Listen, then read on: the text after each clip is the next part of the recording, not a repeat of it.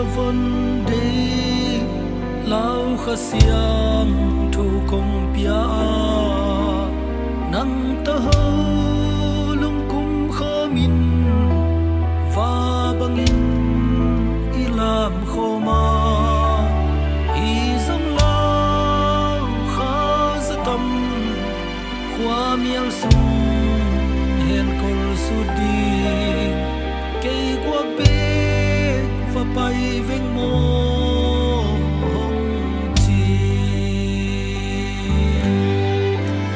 Giêsu ca nau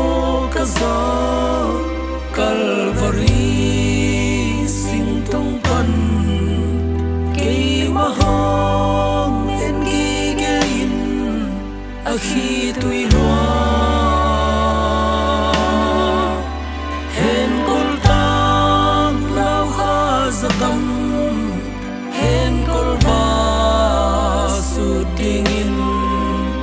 ken hong zui ning ei ka to Giêsu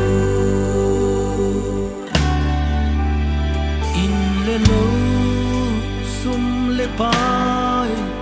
thu pa tam pi kong pia thu pa ting to lum kimin a suma na lam lama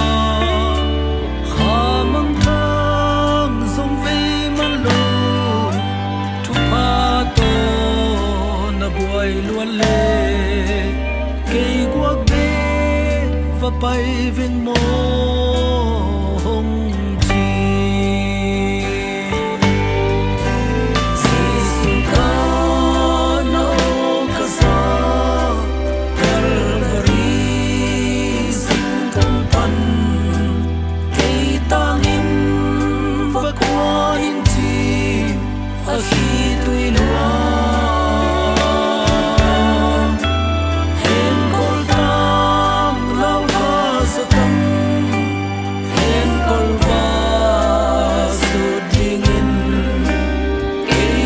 pai ning ei ka to Giêsu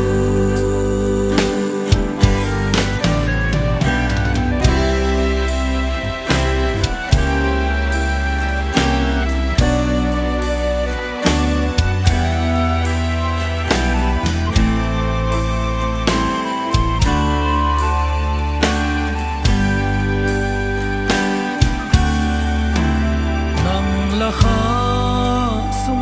bualin nuam sain na lam lama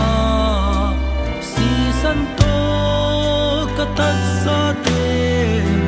si na hel lam zuan khinta